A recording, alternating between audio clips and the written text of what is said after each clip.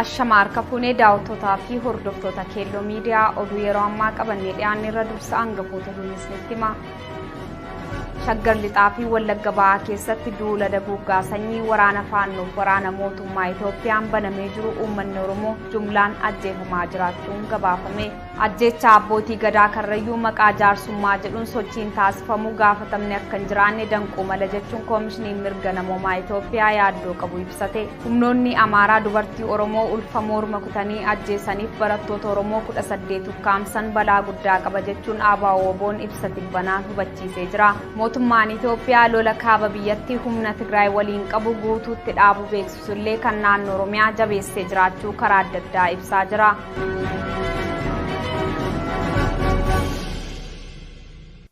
Daawwattoota keenya gara bal'ina oduuttan isin dabarsaa oduu kan isinitti mu'an mooneet badhaasaati.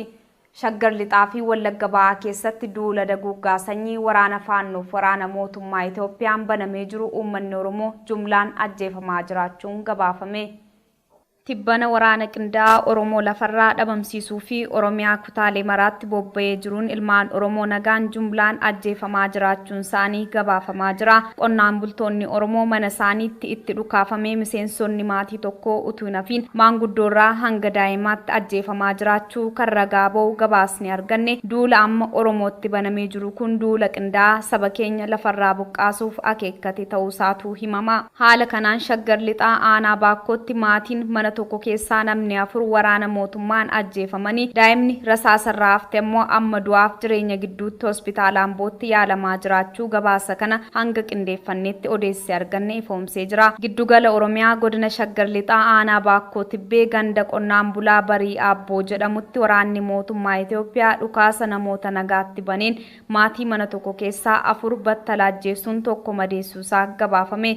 Taateen kun eengadda bitooteessa 22 bara 2022 halkan walakkaa raawwachuusaa odeessee arganne kan ifoomse yoo ta'u ajjechaa jumlaa raawwatame kana waraanni mootummaa saganteeffatee akka taasises himamee jira. Ajjechaa kanaanis namoonni ajjeefaman Biraanuu Nugusuu, Iteenash Taaddasaa Waggaarii, Araggaa Nugusuu Jimaa, Caalaa Biraanuu Nugusuu Jimaa kanneen jedhaman kan ajjeefaman yoo ta'u daa'imni umriin waggaa 13 taate kan manicha keessa turte Masarat Biraanuu Nugusuu Jimaa kan jedhamtu ammoo rasaasaan rukutamte du'arraa hafuun hospitaalli Baakkoo akka hin dandeenye muudhaan amma gara Ambootti riifariin barreeffamee fi achitti yaalamaa jiraachuu ishee gabaasni bahee ifoomsee jira. Oduudhuma walqabatuun waraanni mootummaa giddugaleessa Oromiyaa Shaggar Lixaa aanaa Cobbii ganda Maqsaa Lakkuu mana barumsaa Qoongeetti daa'imman xixiqqoo kutaa 5ffaa gadii baratan 5 rasaasaan rukutuusaa gabaasni kaleessa bitooteessa 23 bara 2022 bahee ifoomsee jira. Daa'imman baratan kanneen rasaasaan rukutaman kunneenis maqaan isaanii Shumii Cawaaqaa, Faanosee Gaarii, Shaammee Dabaree, Boosee Gammachuu, Galaanee Gaddafaati kan jedhaman ta'uu gabaasni arganne kun addeesseera. Taateen wal fakkaataan lixa Oromiyaa godina Wallagga Ba'aa aanaa Giddaa Ayyaanaa magaalaa Giddaarraa kiiloomeetira 10 kan hin caalle ganda Qaaqaroo Adaree jedhamtu keessatti waraanni mootummaaf humni faannoo Amaaraa waliin ta'uudhaan uummata Oromoo naannichatti bakka tokkotti rasaasaan ajjeesuun isaanii gabaafame.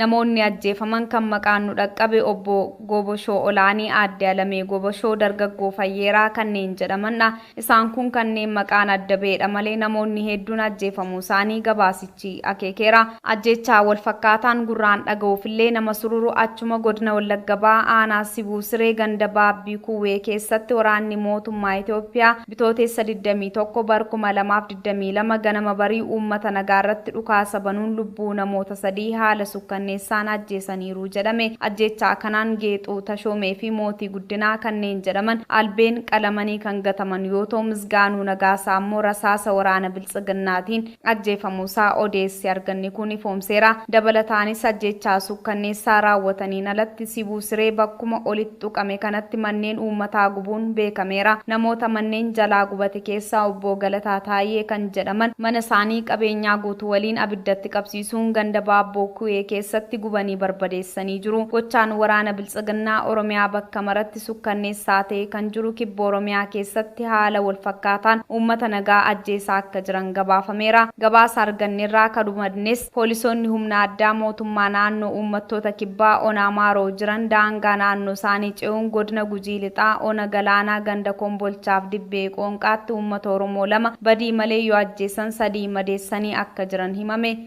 Naannoo Beenishaangul Gumuz godina Matakkal keessatti ammallee ajjeechaan uummata nagaarra ga'u itti fufee akka jiru kan himame. Bitooteessa 22 Ona Dibaaxii ganda Tuskii Gambeellaa keessatti dargaggeessa loon tiksaa jiru Joonsee Amsaaluu Amantee kan jedhamu rasaasaan erga rukutaniin booda albeen qalanii ajjeesuu loon 80 kan inni tiksaa ture ooffatanii deemuun himame. Ajjeechaan kun Matakkal keessatti ammas itti fufuudhaan guyyaa kaleessaa ganama ganda Tuskii Gambeellaa kana keessa manneen 50 ol gubanii barbadeessuun hawaasa gandichaa dhukaasaan qeerraariun hanga ammaa namni du'eef jiru osoo addan bahin jiraachuun himameera. Waraanni gidduu kan Oromootti banamee jiru duula daguuggaa sanyii fakkaataa hin qabne ta'uu uummanni bakka maraa himaa jira. Waraana faannoo Amaaraa, milishaa Amaaraa, humna addaa Oromiyaaf raayyaa ittisa biyyaa waliin qindaa'uun uummata nagaa Oromoo irratti ajjeechaan jumlaa bakka tokkotti raawwataa jiraachuun gabaafame. Namoonni ajjeefamaa jiran uummata meeshaa maleeyyii waan Oromoo ta'an qofaaf lafarraa daguugamaa jiran ta'us gabaasichi foomseera. Lolli guddaan akka Oromiyaa irratti labsamee jiru yaa'ii caffeen Oromiyaa tibbana magaalaa Adaamaa taa'e irratti dubbatamuunsaa kan yaadatamudha. Haleellaa har'a hawaasni Oromoo keessummeessaa jiru mootummaa Itoophiyaan labsamee kan hojiirra oolaa jiru yoo ta'u, torban darbe keessa obbo Girmaa Galaan waraana naannoo Amaaraa waliin Oromoo loluuf sagantaa akka baafatan karaa FBC dubbatee turuunsaa ni yaadatama. Ajjeechaa abbootii gadaa Karrayyuu maqaa jaarsummaa jedhuun sochiin taasifamu gaafatamne akka hin jiraanne danquu mala jechuun koomishiniin mirga namoomaa Itoophiyaa yaaddoo qabu ibsate. Abbootii gadaa Karrayyuu bakka tokkotti baatii 3 dura ajjeefaman ilaalchisuun mootummaan naannoo Oromiyaa jaarsummaan dubbii fixachuu yaada jedhutti kan jiru uummanni Oromoo Karrayyuu yaada sana fudhachuu diduu isaanii ibsaa jiran. Haa ta'u malee humnaaf maallaqaan adeemsa jaarsummaa adeemsaa jiraachuu mootummaa kan himamaa jiru walitti qabaa abbootii gadaa Oromoo abbaa gadaa Goobanaa Hoolaa qabatee adeemsi mootummaan itti jiru dhugaa abbootii gadaa ajjeefamanii miliqsuu mala sodaan jedhamu hawaasa Oromoo hedduu biraa ka'aa jira. Abbaa gadaa Goobanaa Hoolaa waltajjii gidduu kan Adaamaatti miseensota gadaa Michillee Karrayyuu waliin taasisuusaa kan himame. Miseensonni gadaa Michillee Karrayyuu adeemsa araara mootummaan seera jalaa qondaalota isaa baraaruuf taasisaa jiru fudhachuu diduun waltajjii dhiitanii akka ba'an gabaafama. Haa ta'u malee dubbiin ajjeechaa abbootii gadaa Karrayyuu jaarsummaan akka dhumetti miidiyaaleen mootummaa gabaasaa jiran. Abbaan gadaa Goobanaa Hoolaa akka BBC irratti yaada kennanitti meeshaa waraanaarraa fuudhanii deebisanii fi maallaqa gara qarshii 100,000 kennamee fi araarri bu'ee jechuun dubbatan. Yaanni kun garuu Oromoo Karrayyuu daranuu dheekkamsiise. Namni walitti qabaa abbootii gadaa Oromoo jedhamuun muudamee jiru abbaa gadaa Goobanaa Hoolaa wayitaa abbootiin gadaa Oromoo Karrayyuu ajjeefaman ibsa balaaleffannaa kan hin baafne dhimmicha dhoksuuf yaale jechuun kanneen qeeqan ammoo adeemsa abbaa gadaa Goobanaa kana cimsanii balaaleffachaa jiru. Mootummaan Itoophiyaa ajjeechaatti yaadee qindeessee raawwate kana gara jaarsummaan fixadhe jechuun qondaalootaaf aangaa'ota isaa ajjeechaa sana keessa qooda fudhatan gaafatama seeraa jalaa baraaruuf ifaajaa jiraachuutu himama. Dhimma kana ilaalchisee koomishiniin mirga namoomaa Itoophiyaa ibsa guyyaa kaleessaa bitooteessa 23 bara 2022 baaseen adeemsi araaraa kun kanneen yakka ajjeechaa abbootii gadaa kanarratti raawwatan seeraan akka hin gaafatamne danquu mala jechuun sodaa qabu ibsatee jira. Koomishinichi namoonni ajjeechaa sana qindeessanis ta'e raawwatan ammallee hojiirra akka jiraniif qoratamaa akka hin jirre qulqulleeffachuusaa ibsasaa kanaan tuqee jira. Akka koomishinichi jedhutti adeemsi araaraa taasifamu gaafatama seeraa gufachiisuu hin qabu jedhe. Baatii 3 dura ajjeechaan raawwate kun waraana humna addaa Oromiyaan ta'uu kan himamu. Hoogganoonni mootummaa naannoo Oromiyaa ajjeechaa sana keessa harka akka qaban qaamoleen mootummaallee ragaa ba'aa turuun isaanii kan yaadatamudha. Wayitaa ajjeechaan sun raawwatutti akka waan waraanni bilisummaa Oromoon ajjeechaa sana raawwatetti mootummaan ibsa kan kennaa ture. Dhimmichi boodarra garuu qaamuma mootummaan raawwatamuusaa karaa adda addaa ragaalee bahaniin mirkanaa'ee jira. Humnoonni Amaaraa dubartii Oromoo ulfa morma kutanii ajjeesaniif barattoota Oromoo 18 ukkaamsan balaa guddaa qaba jechuun ABO'n ibsa tibbanaan hubachiisee jira.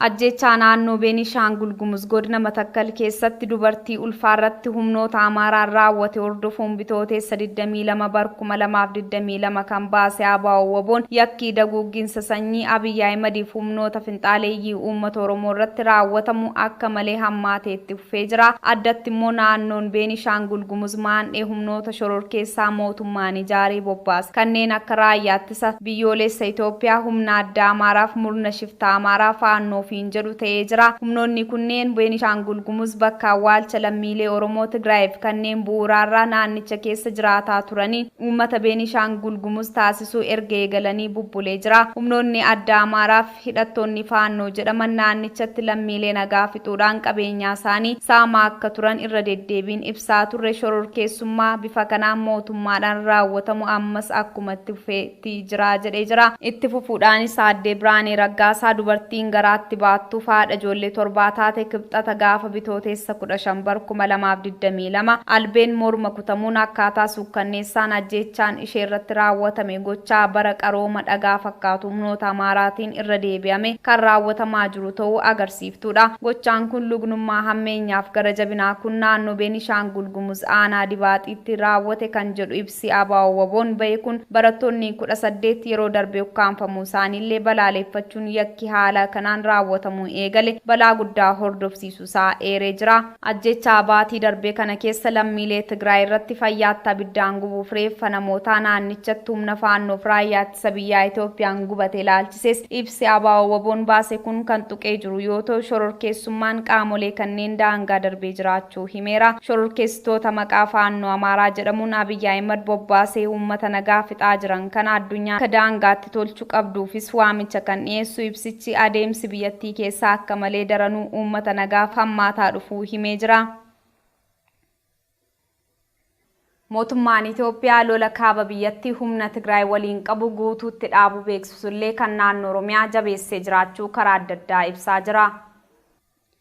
Tajaajilli kominikeeshinii mootummaa Itoophiyaa ibsaarra baaseen deeggarsi namoomaa naannoo Tigraay akka dhaqqabuuf wantoota barbaachisan hundaa raawwachaa akka jiru himuudhaan lola Tigraay waliin taasisaa jiru dhaabuusaa ifoomsee jira. Akka ibsa tajaajila koomishinii mootummaa Itoophiyaatti xiyyaarri deeggarsa namoomaa gara Tigraayitti fe'u akka dabaluuf karaa itti hawaasni Tigraay gargaaramu maraa saaquuf fedha agarsiisuusaa himuun sanas hojiitti seenee agarsiisuuf akka jiru akeekee jira. Lolli kaaba biyyattii dhaabbachuun weetaa mootummaa biraa lallabamaa jirutti naannoo Oromiyaa keessatti ammoo bifa argameen beekneen naannolee ollaas daboo lolaa waammachuun duulli waraanaa guddaan Oromootti banamee jiraachuu uummanni himataa jira. Yaa'ii caffee Oromiyaa tibbana taa'ame irrattis lola Oromiyaa keessatti taasifamu akka federaalaatti waraanni mootummaa waliin qindaa'ee uummata Oromootti kan bobba'u ta'uu obbo Fiqaaduu Tasammaa qondaalli mootummaa naannoo Oromiyaa ibsanii turuun kan yaadatamudha. Obbo Fiqaaduun akka jedhanitti shaneen uummata fakkaatee Oromiyaa keessa socho'aa waan jiruuf sana qulqulleessuuf opereeshinii waraanaa gidduu kana bifa haaraan akka eegalu jechuu yoo ibsu uummata Oromoo maraatti maqaa shanee jedhu moggaasuun waraanni banamuuf akka jiru dubbatee jira. Akkuma yaa'iin caffee gaggeeffamee ooleen osoon buliin guyyaa kaleessaarraa qabee lolli guddaan uummata nagaa meeshaa maleeyyii Oromoo irratti banamuun uummata nagaa mana jireenyaa isaatti itti dhukaasanii ajjeesuun itti fufee akka jiru gabaafama. Weetaa ammaa Oromiyaa bakka maraa keessatti lola qindaa'aa humna addaa naannoo Oromiyaa liyyuu haayilii naannoo Kibbaa humna faannoo Amaaraa liyyuu haayilii Amaaraa milishoota naannolee Oromiyaaf ollaa Oromiyaa raayyaa ittisa biyyaa Itoophiyaa guutuutti waliin ta'uun Oromiyaa keessatti Oromoo irratti lola bananii jiraachuu uummanni gabaasaa jira. Haala kanaanis maatiiwwan mana tokko halkan itti seenanii ajjeesuu uummata imalarra jiru walitti qabanii yakka daguuggaan jumlaan rasaasaan fixuun akka malee babal'ataa jiraachuun gabaafama. Uummanni Oromoos yakka saba isaarratti raawwataa jiru kana callisee ilaaluu akka hin qabne cimsee balaaleffachuun falmachuun akka irra jirus dhaamamaa jira. Mootummaan Itoophiyaa akka lola dhaabee biyyattii keessatti nagaa buusuuf marii hundaa hirmaachisaa akka taasisuuf Ameerikaan dhiibbaa guddaa taasisaa kan jirtu tibbana wixinee seeraa haaraa HR jedhu Itoophiyaaf Eertiraarra kaa'uuf fiixeerra geessee jirti. Kun kanaan osoo jiru seerri sun ragga'uun akka isaan miidhu qondaalonni mootummaa PP kanneen akka itti aanaa muummicha ministeera Itoophiyaa obbo Dammaqa Mokonniiniif ministeerri haajaa alaa Itoophiyaa Diinaa Muftii HR 6,600 akka raggaaniif duulli akka taasifamuuf waamicha waamicha dabarsaa turan sodaa sanarraa maddee kan fakkaatuun guyyaa har'aa waaree booda immoo lola kaaba biyyattii dhaabanii akka jiran ibsa baasaniin hubachiisuu qaamoleen mootummaa Itoophiyaa miidiyaaleen gabaasaa jiran. Kana keessatti rakkoon uummata Oromoo ammallee ilaalcha keessa galuullee dhabuun daranuu waraanni itti banamuun yaaddoo egeree Oromiyaa ta'uusaa hubachuun lammii Oromoo uummata isaaf quuqamuu kan ta'e marti lola mootummaan Itoophiyaa saba keenyatti labsee jiru dura dhaabbachuu akka qabuuf waamichi karaa adda addaa taasifamaa jira. Daawwattoota fi hordoftoota Keelloo Miidiyaa oduun ammaaf qabannee kana gammaa ture qophiilee Keelloo afan waliin turtii gaarii.